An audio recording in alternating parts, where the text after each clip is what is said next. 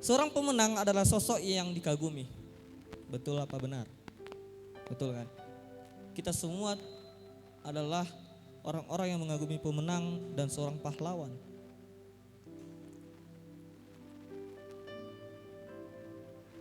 Kita cenderung memberikan apresiasi yang tinggi kepada orang-orang pemenang.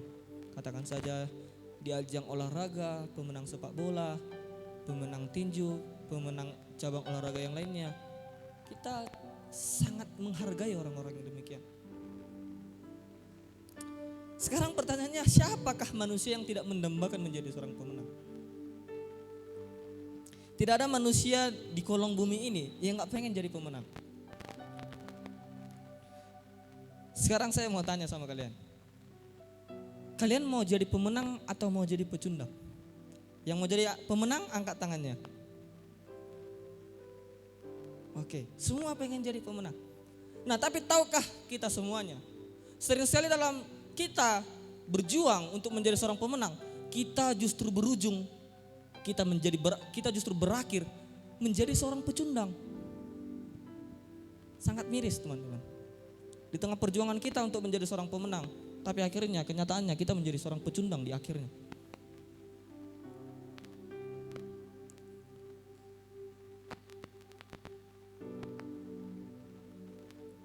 Tapi seharusnya kita semua paham dan kita harus sadar bahwa kita sudah ditetapkan Tuhan menjadi orang yang lebih dari pemenang. Amin. Dan hari ini itulah yang akan kita pelajari. Nah, menjadi lebih dari pemenang tidak diraih dengan begitu saja. Ada harga yang harus dibayar. Menjadi seorang pemenang bukan perkara yang ringan, bukan perkara yang gampang.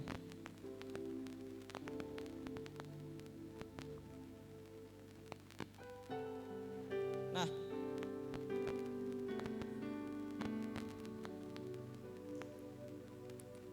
seorang pemenang adalah mereka yang mampu berhasil bertahan dalam segala situasi dan kondisi. Mereka yang berhasil untuk melewati setiap rintangan dan proses. Dan orang-orang inilah yang akan menjadi seorang pemenang dalam kehidupan.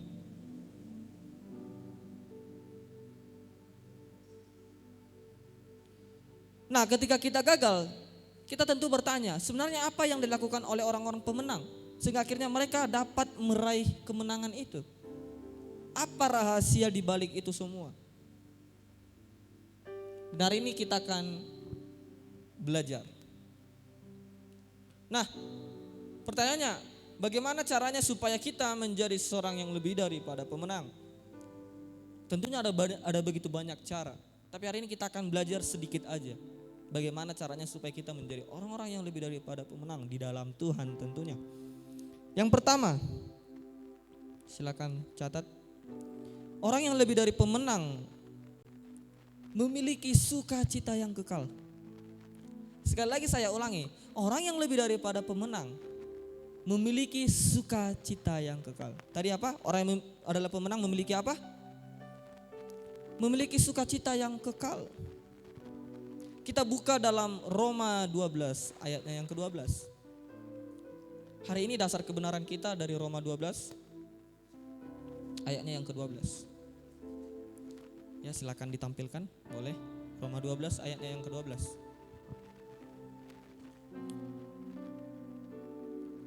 Sudah ketemu, mari kita baca sama-sama. 1, 2, 3, ya. Bersukacitalah dalam pengharapan, sabarlah dalam kesesakan, dan bertekunlah dalam doa.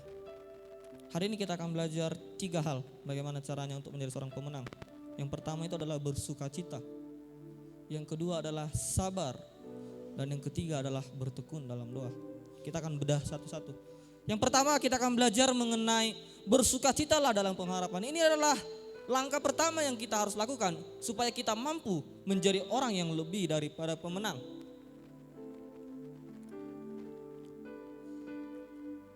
Nih, kalian dengar baik-baik. Setelah saya cari, ternyata bahasa asli dari kata sukacita ataupun bersukacita dalam Roma 12 ayat 12 ini. Nah, kita perjanjian baru untuk informasi aja. Kita perjanjian baru dari Matius sampai Wahyu dituliskan dalam bahasa Yunani. Nah, bahasa Yunani untuk bersukacita ini adalah kairo. Sekali lagi saya ulangi, kairo. C-H-A-I-R-O. Yang berarti jika diterjemahkan dalam bahasa Inggris artinya I rejoice. Dari apa? I rejoice. Kata rejoice memiliki makna yang sama dengan joy. Nih, joy nih. Joy. Oh, bukan ya? Beda lagi. Ya. Memiliki makna yang sama dengan joy, yaitu sukacita atau kebahagiaan.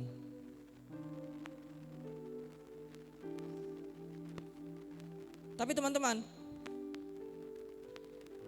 sukacita yang berbentuk rejoice ataupun joy ini berbeda dengan sukacita yang disebut dengan happy. Perbedaannya apa? Ya tentu berbeda lah, makanya dibedakan, ada joy, ada happy. Nah tapi apa perbedaannya? Rejoice dan joy adalah jenis kebahagiaan yang bersifat mendalam.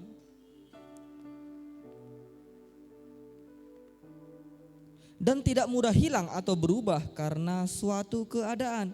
Sedangkan happy kebalikannya. Happy itu didasarkan kepada hal-hal tertentu. Dan sifatnya lebih mudah hilang dibandingkan dengan joy ataupun rejoice.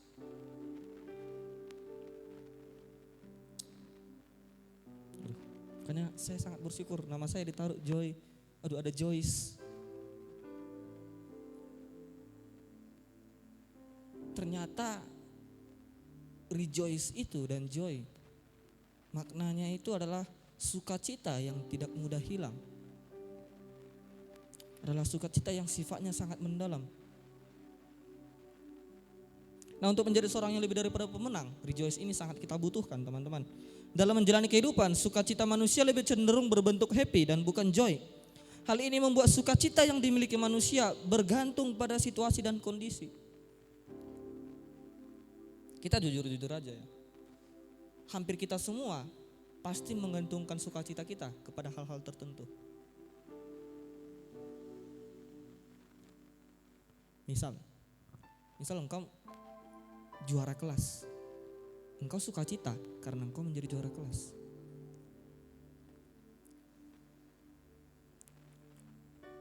Misal engkau dikasih orang tuamu uang, misal 1 juta, misal.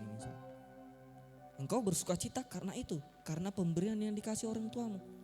Sekarang pertanyaannya, apakah ada di antara kalian yang bersukacita ketika menjadi ranking terakhir di kelas?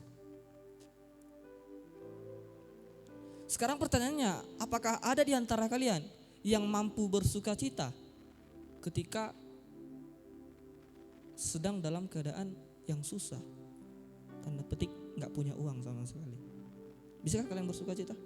Masih bisakah kalian tertawa? Tapi sering sekali sukacita kita hilang oleh karena hal-hal yang berupa materi dan bersifat duniawi. Dan inilah dikatakan dengan happy. Sementara dalam Roma 12 ayat 12 dikatakan adalah seharusnya sukacita kita berbentuk rejoice ataupun joy. Yang dimana sukacita kita itu tidak didasarkan kepada situasi dan kondisi. Tapi yang meluap dari dalam hati.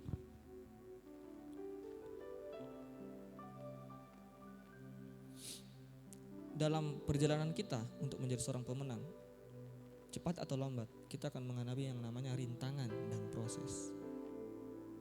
Mau gak mau ya,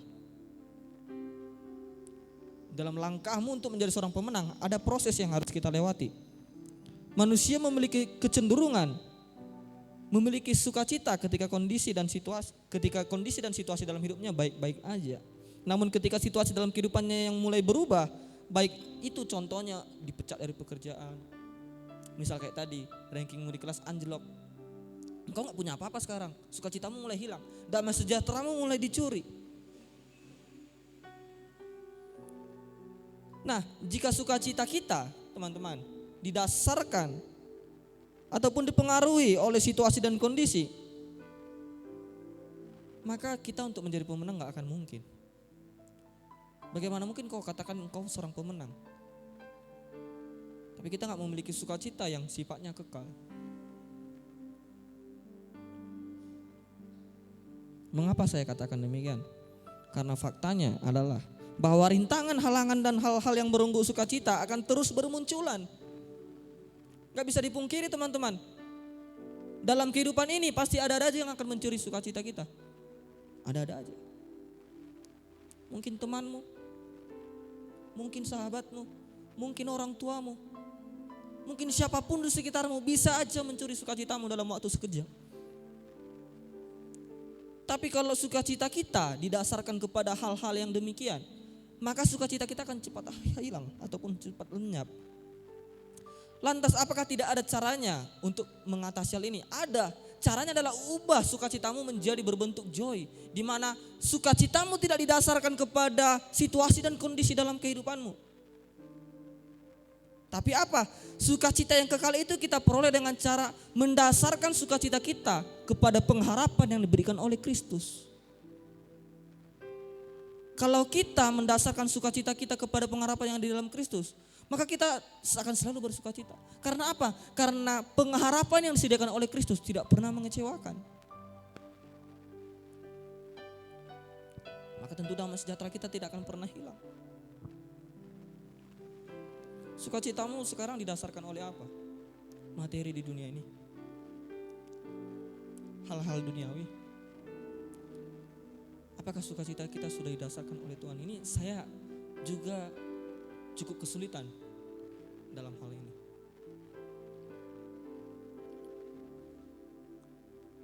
Menjaga sukacita kita bukan perkara yang gampang.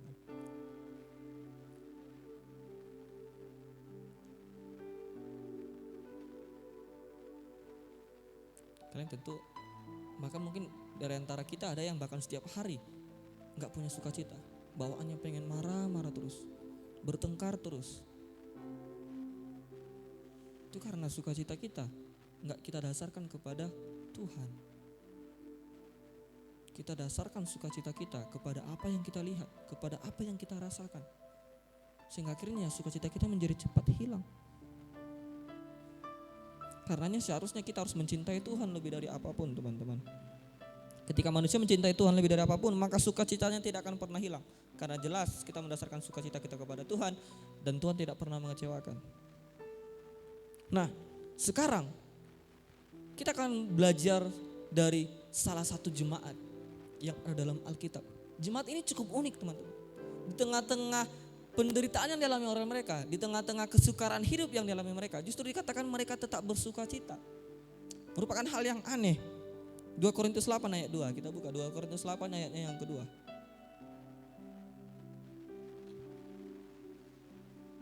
2 Korintus 8 ayat yang kedua. Yang belum dapat langsung aja kita baca di ini, di layar biar cepat.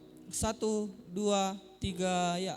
Selagi dicobai dengan berat dalam pelbagai penderitaan, sukacita mereka meluap, dan meskipun mereka sangat miskin, namun mereka kaya dalam kemurahan. Ini ada sedikit yang aneh yang kita temukan dalam 2 Korintus 8 ayat yang kedua. Di mana di jemaat sana dikatakan bahwa selagi mereka dicobai, di cobaan itu mereka mengalami banyak pencobaan, penyiksaan, pengucilan, dimusuhi oleh masyarakat setempat. Tapi yang anehnya di tengah-tengah semuanya itu, sukacita mereka justru meluap. Nih saya mau tanya nih sama kalian. Menurut kalian, ada gak orang yang bisa tetap bahagia walaupun dia sedang menderita? Apakah ada di antara kalian yang masih bisa tetap tersenyum ketika kalian diejek sama teman-teman kalian, ketika kalian direndahkan sama teman-teman kalian? Kita sering bilang kan, orang-orang begitu hanya orang-orang gila. Coba perhatikan orang gila. Maaf nih ya, saya mau merendahkan. Coba kalian perhatikan orang gila. Kita juga sekali-sekali perlu belajar dari orang gila kayaknya ya. Coba nih, pernah gak kalian lihat orang gila diganggui? Saya beberapa kali melihat orang gila tuh diejek, dikerjain. Tapi apa yang mereka lakukan? Mereka cuman namanya juga orang gila. Tapi coba lihat apa yang dialami oleh dalam 2 Korintus 8 ayat 2. Saya mau bertanya, apakah mereka orang gila? Bagaimana mungkin di tengah-tengah penderitaan mereka masih bisa sanggup untuk bersukacita? mereka masih sanggup untuk berbahagia di dalam Tuhan. Tapi engkau katakan bahwa engkau mau menjadi orang yang lebih daripada pemenang. Tapi ketika kita diperhadapkan sama situasi-situasi tertentu, sukacita kita sudah hilang. Damai sejahtera kita sudah lenyap. Ini coba kita pelajari dari 2 Korintus 8 ayat 2. Jemaat di sana ini kayaknya sepintas orang ini orang gila atau gimana sih? Apa alasan dari mereka masih tetap mampu untuk bersukacita? Jawabannya ada dalam Roma 8 ayat yang ke-28. Dalam Roma 8 ayat 28. Kita baca Roma 8 ayat 28, bukan Roma 8 ayat 8. Roma 8 28. Kita baca 1 2 3 ya. Kita tahu sekarang bahwa Allah turut bekerja dalam segala sesuatu untuk mendatangkan kebaikan bagi mereka yang mengasihi Dia, yaitu bagi mereka yang terpanggil sesuai dengan rencana Allah. Ternyata mereka sanggup bersukacita karena adanya kesadaran bahwa Tuhan turut campur tangan dalam segala sesuatu. Kita sering sekali jadikan ayat ini cuma jadi ayat hafalan. Tapi ketika kita diperhadapkan dengan situasi-situasi tertentu, mungkin situasi di rumahmu sedang tidak baik-baik aja. Mungkin engkau sedang terlibat sedikit retak hubungannya dengan orang tuamu. Mungkin engkau di luar sana sedang ada gak enakan sama teman-temanmu. Apakah di tengah-tengah itu semua kita masih bisa bersuka cita?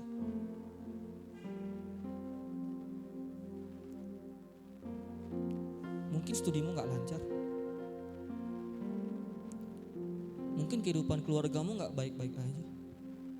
Mungkin kehidupan keluargamu gak harmonis.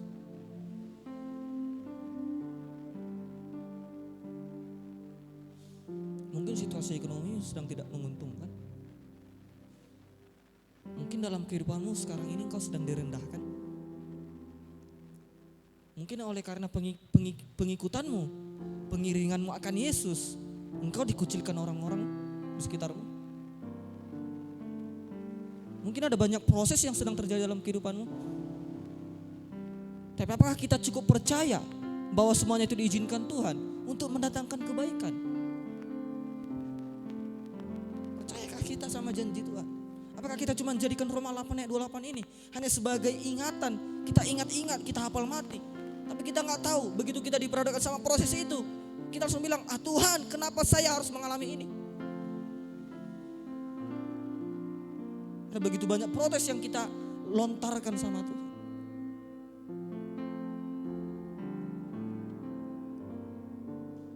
Saya selalu tekankan sama kalian.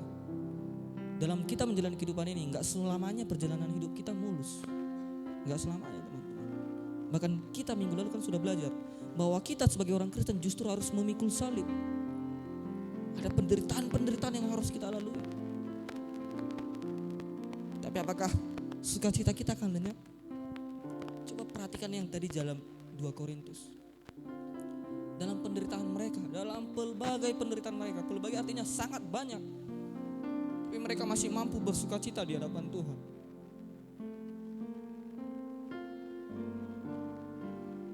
Hal yang seharusnya mereka harus kepahitan.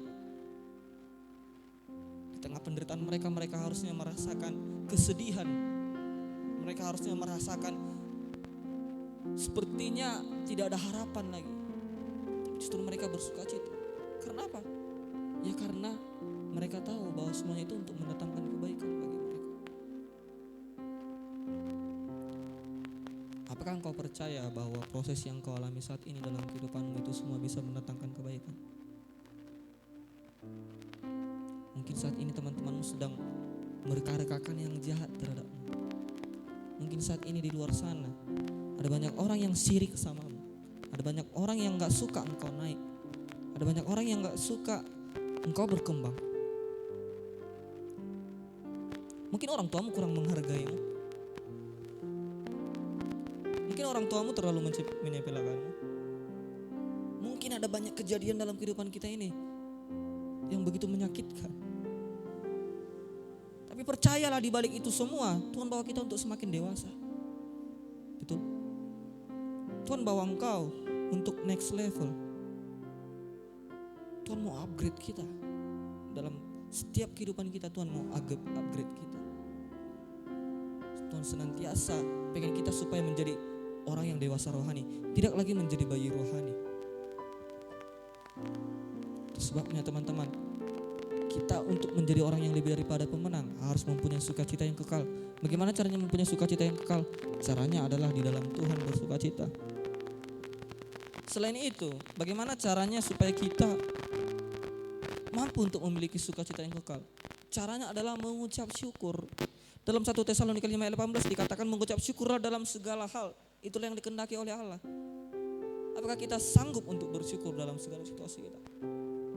Caranya untuk bersyukur sama Tuhan adalah dengan cara mengetahui yang tadi lagi. Dalam Roma 8 ayatnya yang ke-28.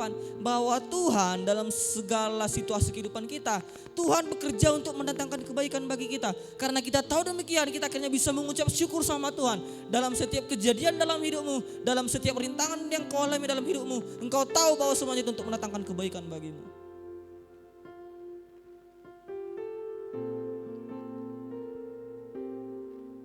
Tahukah engkau, ada satu hal yang menarik. Manusia cenderung ketika direndahkan sama orang lain berusaha untuk mengupgrade dirinya. Dia pengen buktikan bahwa dia gak seperti apa yang dikatakan orang lain. Tapi justru itu sebenarnya kan membawa kita kepada pengupgradean diri. Jadikanlah semua proses dalam kehidupanmu itu menjadi batu loncatan untuk engkau dapat terbang lebih tinggi lagi. Untuk engkau dapat menjadi orang yang lebih daripada pemenang. Cara yang pertama adalah untuk kita menjadi orang yang lebih daripada pemenang. Bersukacita. Milikilah sukacita yang kekal, teman-teman.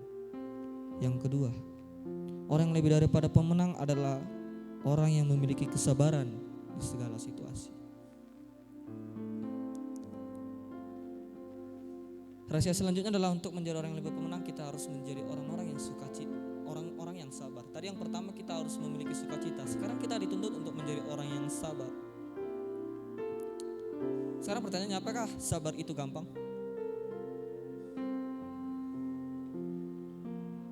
Seberapa lama engkau bisa sabar? Seberapa lama engkau bisa sabar di tengah-tengah situasi hidupmu? Seberapa lama? Sabar ini terdengar gampang, terdengar easy, padahal sulit loh. Sangat-sangat sulit.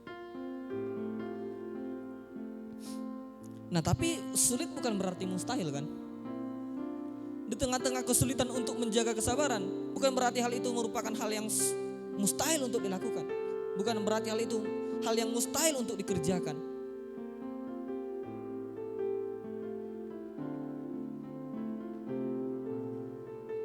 Untuk menjadi orang yang lebih pemenang, engkau harus bisa sabar dalam kondisi kehidupanmu. Kesabaran itu dibutuhkan dalam berbagai hal. Coba saya tanya, dalam hal apa yang tidak dibutuhkan kesabaran? Kita dalam menjalani kehidupan kita perlu yang namanya kesabaran. Engkau untuk menjadi bisa lulus, menjadi seorang sarjana, butuh kesabaran. 4 tahun dalam perkuliahan engkau harus sabar ikutin itu. Engkau sekarang menjadi anak SMA, butuh 3 tahun untuk menyelesaikan itu. Engkau harus sabar ikuti prosesnya.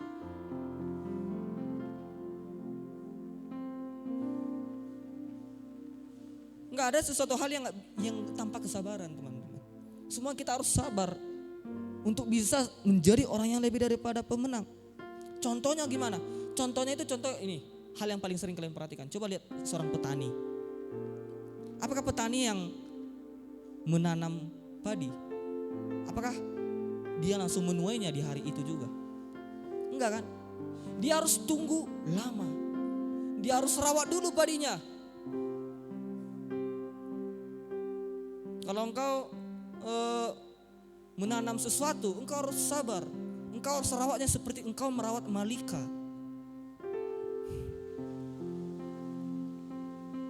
Sabar.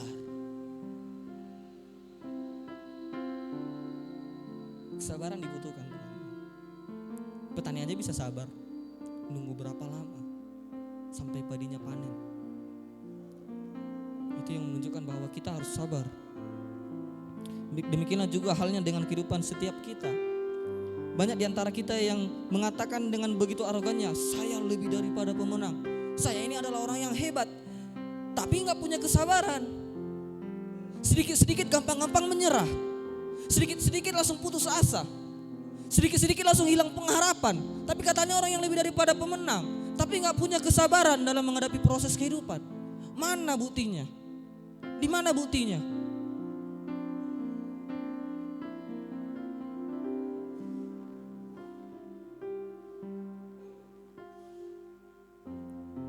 Katanya orang yang lebih daripada pemenang, tapi mau melewati proses kehidupan gak mau ikut Tuhan, gak mau prosesnya Tuhan. Kita menjadi orang yang sangat malang di dunia ini.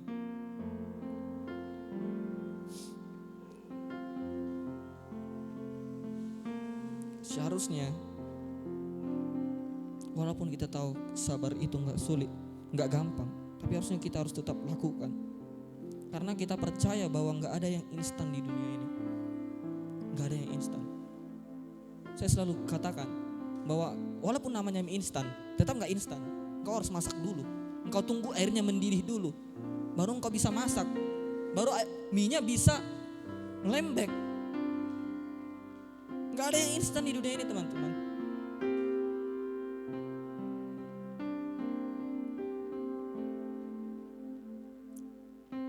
Mau dengan secanggih apapun teknologi, gak bisa kehidupan kita menjadi instan.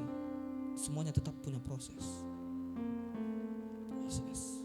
Percaya proses. Percayakah engkau sama proses? Kalau engkau gak percaya sama proses, sulit. Sulit, teman-teman. Coba kita buka Amsal 4, Amsal 14 ayatnya yang ke-17. Amsal 14 ayatnya yang ke-17. Amsal 14 ayatnya yang ke-17. Amsal 14 ayatnya yang ke-17. Sama-sama kita baca 1, 2, 3 ya. Siapa lekas naik darah berlaku bodoh, tetapi orang yang bijaksana bersabar. Orang yang lekas naik darah dikatakan apa? Bodoh. Tapi orang yang bijaksana apa? Sekarang pertanyaannya, engkau saat ini adalah orang yang bijaksana atau orang yang bodoh? Sekarang pertanyaannya, kita ada di tengah-tengah orang yang bijaksana? Apakah kita dikategorikan sebagai orang yang bijaksana atau orang yang bodoh?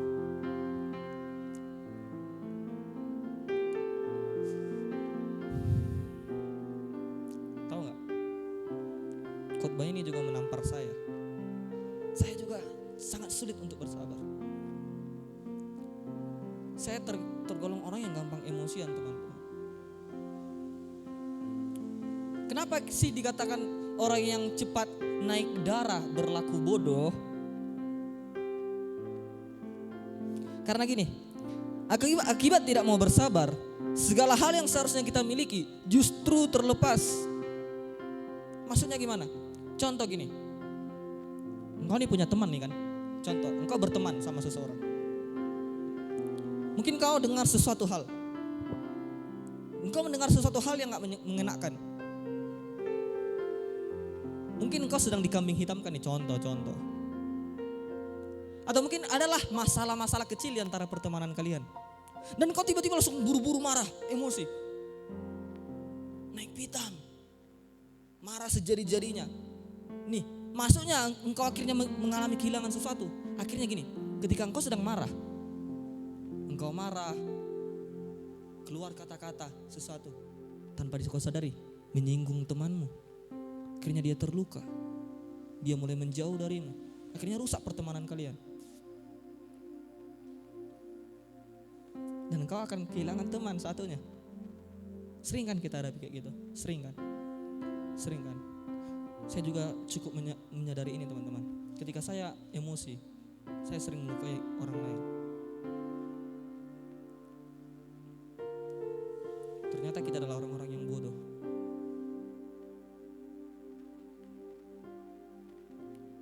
Beruntunglah kalian orang-orang yang punya emosi yang stabil. Bersyukurlah. Ternyata orang-orang yang tidak bisa mengontrol emosinya adalah orang-orang yang bodoh. Firman Tuhan yang katakan kok, bukan saya. Sekarang apakah kita adalah orang yang bodoh atau orang yang bijaksana? Kalau engkau merasa saat ini menjadi tergolong ke dalam orang bodoh karena engkau cepat naik pitam, naik darah, bertobat. Kita sama-sama bertobat di hadapan Tuhan. Sabar maksudnya adalah tidak bersungut-sungut juga. Nih, sabar bukan berarti cuma cepat marah. Sabar bukan berarti cuma langsung cepat emosian, bukan gitu maksudnya. Bukan cuma sebatas itu. Sabar artinya adalah orang-orang yang tidak bersungut-sungut. Orang-orang yang gak gampang menyerah. Apakah kita saat ini menjadi orang-orang yang gampang bersungut-sungut? Koreksi dirimu, tanya sama hatimu sekarang. Jawab sendiri, apakah engkau yang orang gampang bersungut-sungut? Apakah engkau adalah orang-orang yang cepat menyerah? Apakah engkau adalah orang-orang yang cepat mempersalahkan orang lain atas masalah yang kau lakukan sendiri? Koreksi diri kita, teman-teman. Apakah di tengah-tengah proses ini kita sering mengeluh sama Tuhan? Kita sering menyalahkan orang lain atas apapun yang terjadi dalam kehidupan kita. Hal yang seharusnya dilakukan ketika sedang berada di titik yang sedang tidak enak, seperti dikecewakan oleh sesama, mengalami penderitaan dan menghadapi pengalaman yang mengalami pengalaman yang pahit, bukanlah mengeluh. Tetapi adalah dengan bersabar dan senantiasa bersyukur sama Tuhan. Mengeluh dan bersungut-sungut tidak akan menyelesaikan masalah. Bersungut-sungut justru semakin memperkeruh keadaan. Hal yang seharusnya dilakukan adalah sabar. Bisakah kita sabar?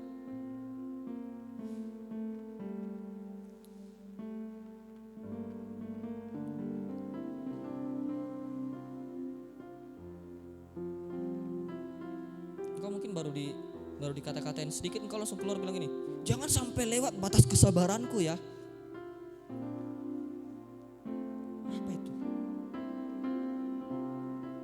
Seharusnya kita harus menjadi orang yang panjang sabar.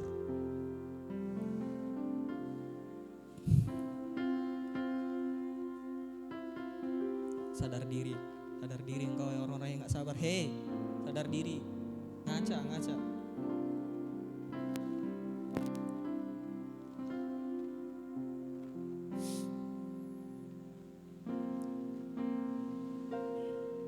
Kenapa sih kita dituntut untuk menjadi orang yang bisa bersabar? Jawabannya ada dalam Yakobus 5 ayat 7 sampai ke 8. Kenapa untuk menjadi orang yang lebih daripada pemenang dituntut kesabaran? Jawabannya ada dalam Yakobus 5 ayatnya yang ke-7 sampai yang ke-8.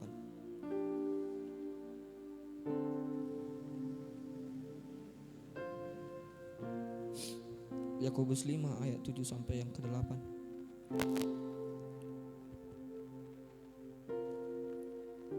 Kita baca 1, 2, 3 ya. Karena itu saudara-saudara, bersabarlah sampai kepada kedatangan Tuhan.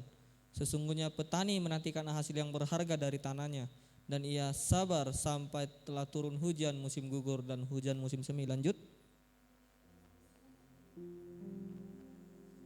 Karena kedatangan Tuhan sudah dekat.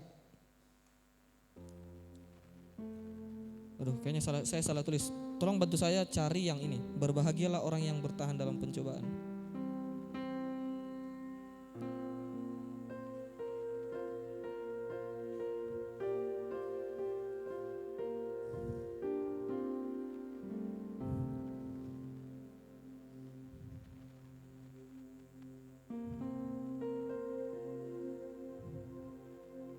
Oh, Yakobus 1 ayat 12. Sorry, saya salah catat. Yakobus 1 ayat yang ke-12. Kita buka Yakobus 1 ayat 12. Kita baca 1, 2, 3 ya. Berbahagialah orang yang bertahan dalam pencobaan, sebab apabila ia sudah tahan uji, ia akan menerima mahkota kehidupan yang dijanjikan Allah kepada barang siapa yang mengasihi dia. Ternyata ada sesuatu di balik daripada kesabaran ini.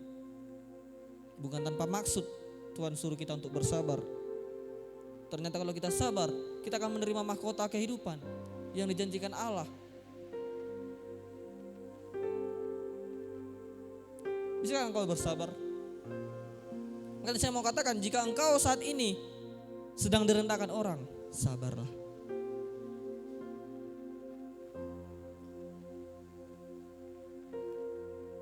Jika temanmu mengata-ngataimu, sabarlah.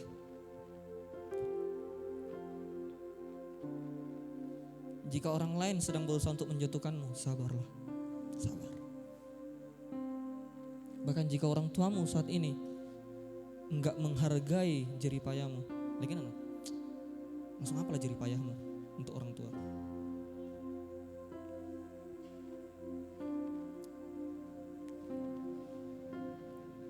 Sabarlah. Untuk dalam setiap kehidupanmu yang kau jalani yang engkau rasa nggak enak, sabar aja. Karena ternyata kesabaran menghasilkan mahkota kehidupan yang disediakan oleh Tuhan.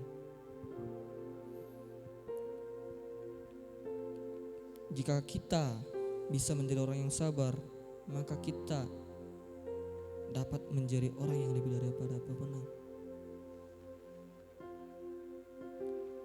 Sabar ini rumit, teman-teman. Sabar ini rumit.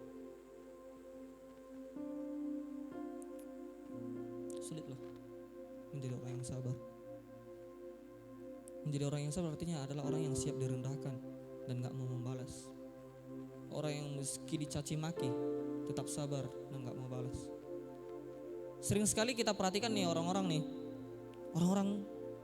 di gereja semangat memuji Tuhan, semangat menyembah Tuhan. Pulang gereja misal nih naik kendaraan, pulang, tadinya di gereja semangat memuji Tuhan, pulang naik kereta atau naik motor, pulang, tiba-tiba ada orang yang nyalip dia, hampir nabrak. Dia langsung bilang, langsung keluar maki-maki itu semuanya. Dia lupa, padahal tadi di gereja dia nangis-nangis, sampai rebah-rebah, guling-guling. Pulang gereja kelakuannya gak karu-karuan, gak bisa tahan kesabarannya. Saya mau katakan teman-teman, sorry ini perkataan ini mungkin agak sedikit menohok ya, sorry aja, maaf.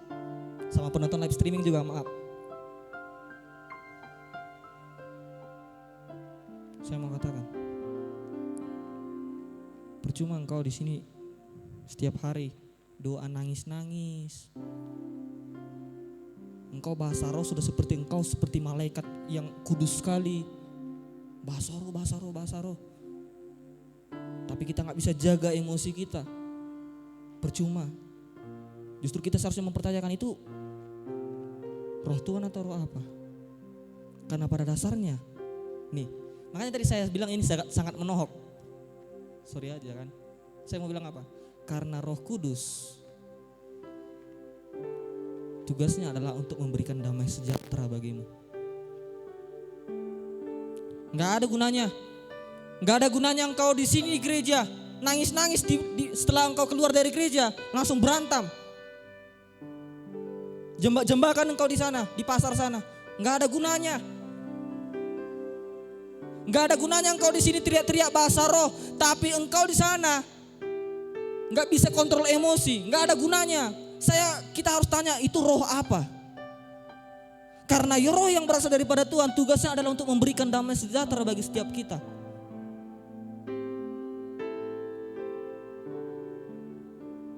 Apakah kita yakin bahwa kita sedang diliputi oleh roh Tuhan? Apakah kau yakin?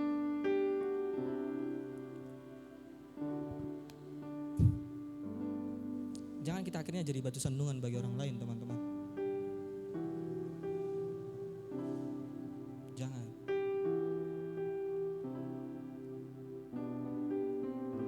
Gak ada gunanya, gak ada gunanya. Gak ada gunanya engkau tiap hari datang ke gereja, tiap Sabtu datang ke muda, tapi kerjamu di sana, di luar sana, maki-maki orang, berantem sama orang lain. jelek-jelekin orang, nggak ada gunanya. Karena pada dasarnya saya mau tekankan, roh yang berasal daripada Tuhan adalah roh yang memberikan damai sejahtera bagi setiap kita. Kalau roh Tuhan berdiam dalam diri kita bisa tetap jaga damai sejahtera kita.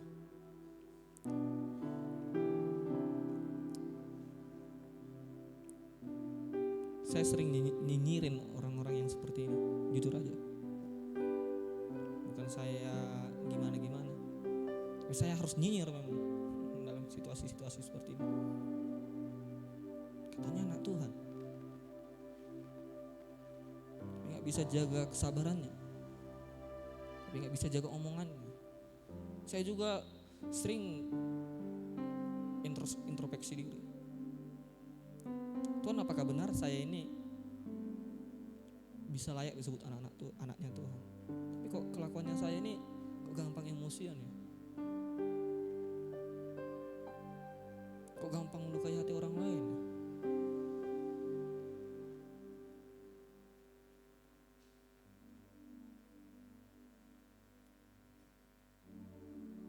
Seharusnya sebagai anak Tuhan kita harus tunjukkan adanya perubahan dalam hidup.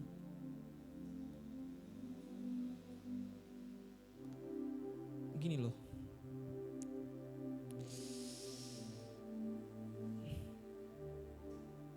perubahan itu sifatnya progresif. Maksudnya adalah berjalan dari sering waktu ke waktu. Tapi seenggaknya kalau kita sudah ikut Tuhan, apalagi kita sudah pelayan Tuhan, kita sudah melayani Tuhan, harus ada nampak perubahan sedikit aja.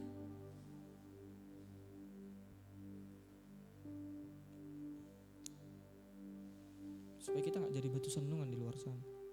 Nggak ada gunanya kita di sini berdoa sampai berguling-guling, dari altar sampai ke teras sana berguling-guling berdoa, tapi nggak bisa jaga kesabaran. Nggak ada gunanya. Nggak ada gunanya engkau berbahasa roh sampai ludahmu berliter-liter keluar, tapi nggak ada perubahan dalam hidup. Nggak ada gunanya.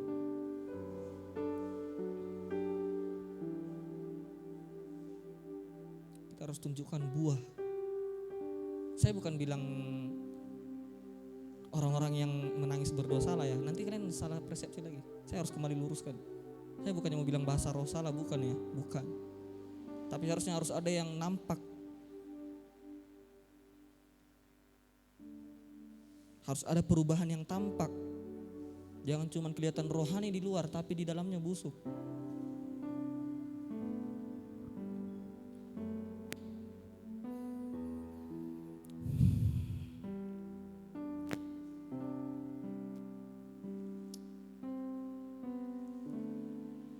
Pada nyatanya engkau harus kembali tahu, sabar bukan hal yang gampang.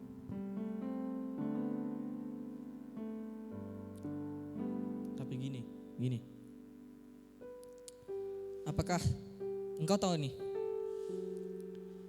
Kristus kan panjang sabar. Yesus dikatakan sebagai orang yang penuh kasih dan panjang sabar.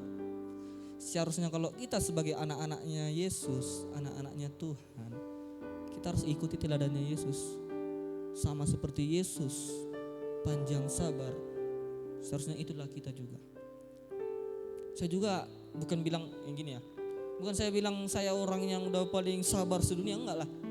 Saya juga tadi kan sudah akui bahwa saya ini juga terkadang nih mikir, apakah saya betul-betul bisa layak disebut sebagai anaknya Tuhan. Tapi seenggaknya kita harus berusaha berjuang. Bagaimana caranya supaya kita dapat menjadi orang-orang yang panjang sabar.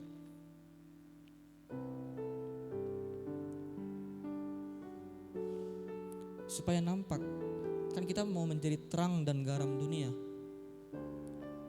Kalau kita berperilaku gak sabaran, emosian, gak bisa kontrol marah, akhirnya kita melukai hati orang lain, sulit kan? Ya kita sama-sama introspeksi diri lah. Saya juga sama-sama belajar dalam hal ini. Saya mau kasih tahu satu hal, satu cerita, satu tokoh. Apakah kalian semua kenal yang namanya Thomas Alva Edison? Thomas Alva Edison penemu apa? Thomas Alva Edison penemu apa ya?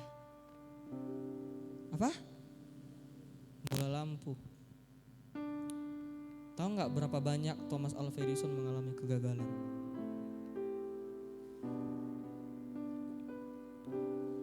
Ternyata dia mengalami kegagalan sebanyak 999 kali. Ya saya tidak tahu lah kebenarannya, itu yang dicatatkan. Berdasarkan apa yang saya telusuri ya segitu katanya. Ya kebenarannya cuma Thomas Alva Edison lah yang tahu. Nggak tahu lah tadi hitung-hitung dia ya gagal sekali, tulis. Nggak tahu lah ya, itu urusan dia lah ya. Tapi yang penting yang tercatat itu. Dan katanya di percobaan yang ke-1000 barulah berhasil. Enak kali ya kayaknya, pas-pasan kali ya percobaan ke-1000 berhasil. Coba bayangin kalau Thomas Alva Edison di percobaannya yang ke-150 kali. Nah, ini udah banyak kali gagal. Biaya yang sudah keluar sudah sangat banyak. Udah saya berhenti. Capek. Tapi apa enggak? Begitu gagal 150 kali, lanjut 151 sampai 200. Apakah di percobaan yang kedua dia masih mau lanjutkan ataupun menyerah? Tapi dia enggak menyerah. Dia masih sabar. Percobaan yang 300, 400, 500, 600, 700, 800, 900, 999 kali. Sabar. Akhirnya percobaan yang 1000 berhasil. Gak ada yang tahu.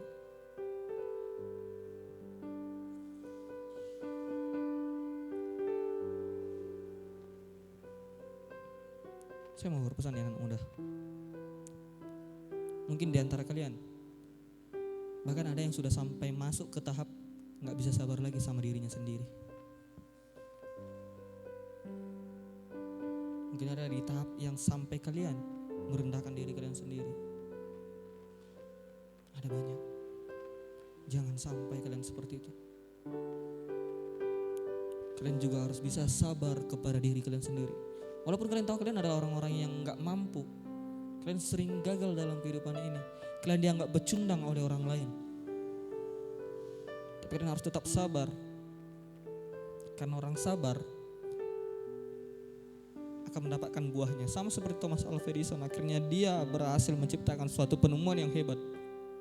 Bisa gak bayangkan kalau Thomas Alva Edison gak menemukan lampu? Kita kebaktian ini pakai lampu yang pakai minyak itu.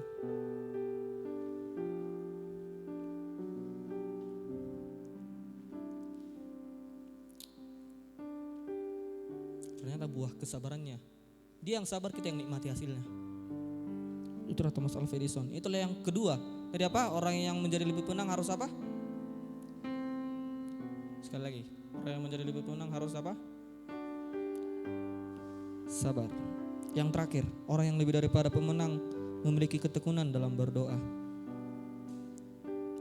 Kata bertekunlah di dalam Roma 12 ayat 12 dalam terjemahan King James Version atau KJV adalah continuing instant. Artinya adalah hal yang berlanjut secara terus-menerus, secara instan, dan juga dapat diartikan kegiatan yang dilakukan secara konsisten. Menjadi tekun dan konsisten dalam berdoa tidak mudah, ya kan? Kayaknya kalau dalam berdoa itu kayaknya bosan sekali ya. Mungkin ada yang berdoa langsung nguap, bosan kan? Itu adalah bagi orang yang memang belum menghidupi doa. Saya juga belajar untuk bagaimana caranya supaya bisa bertekun dalam doa. Ya saya tahu bahwa ternyata kita itu semua gak dipanggil menjadi pendoa syafaat. Karena menjadi pendoa syafaat itu adalah panggilan khusus. Gak semua orang mampu jadi pendoa syafaat. Makanya kau gak bisa paksa, oh kau harus jadi pendoa syafaat, ya enggak. Saya percaya bahwa pendoa syafaat itu adalah panggilan.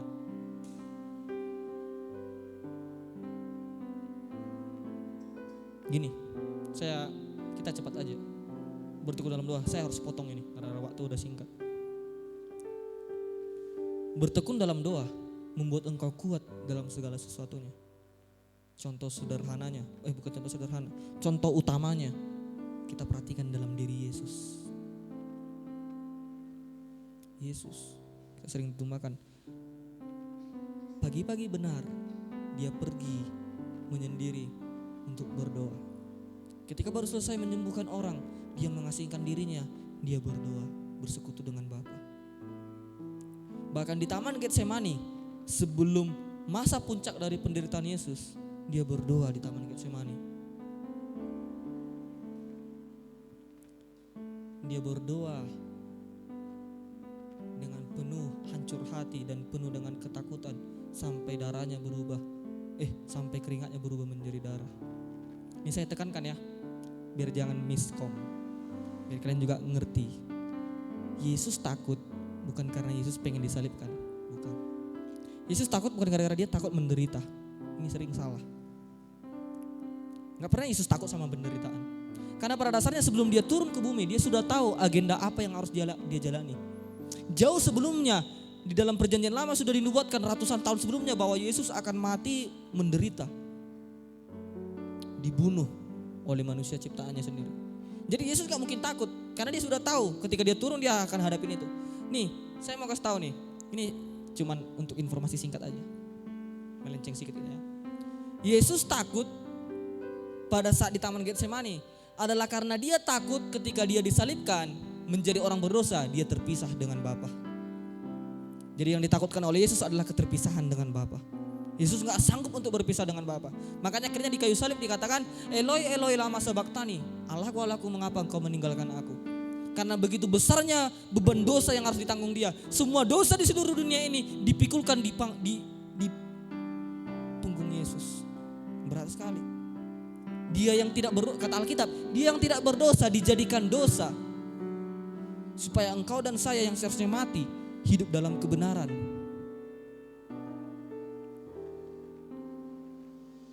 Tapi coba lihat, apakah Yesus berhenti di tengah-tengah penderitaannya?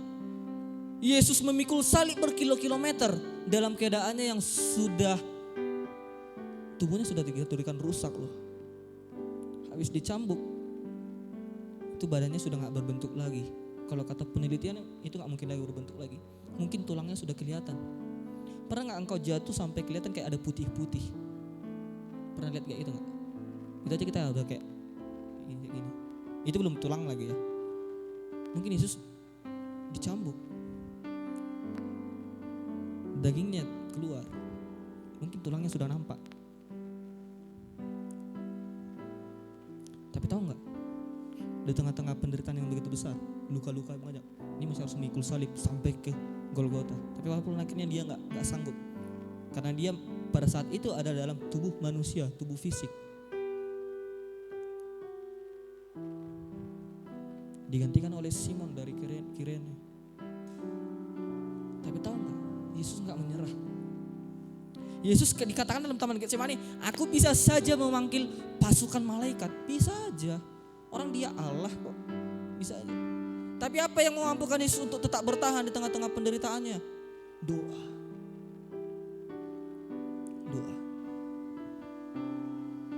Bandingkan dengan murid yang lainnya.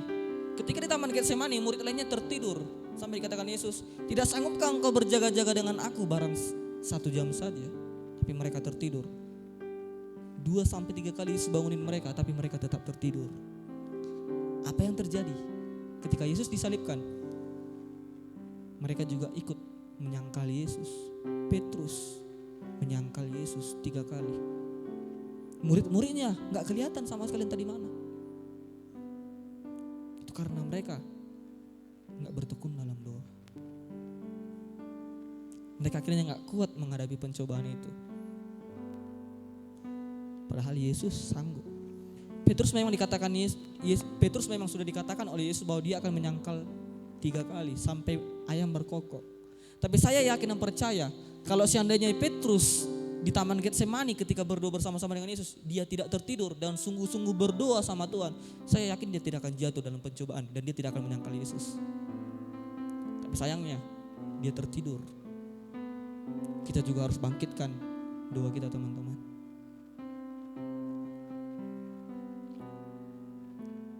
Kita juga harus mulai bangkit berdoa. Kalian gak harus berdoa maksudnya supaya jadi pendoa syafaat, enggak. Seperti tadi saya bilang, saya percaya pendoa syafaat adalah panggilan khusus. Tapi kita juga harus tetap berdoa. Sama seperti kita kan sudah mengadakan program yang namanya doa puasa. Ayolah ikut bergabung bersama-sama dengan kita untuk berdoa puasa. Jangan acuh tak acuh. Kita untuk mengharapkan sebuah perubahan, ada harga yang harus dibayar. Karena itu jangan pernah berhenti berdoa walaupun situasimu sedang tidak baik, sekeliling mengecewakan. Percayalah bahwa Tuhan tidak pernah mengecewakan. Tidak sekalipun engkau dalam doamu engkau akan mengalami kegagalan dan engkau akan kalah dalam pergumulan. Tapi ketahuilah ketika engkau berdoa dalam pergumulan engkau akan menang. Kesimpulannya, untuk menjadi seorang yang lebih daripada pemenang tidaklah diraih dengan cara yang mudah. Ada harga yang tentu harus dibayar, yaitu yang pertama tadi apa? Pertama tadi apa? Memiliki sukacita yang kekal.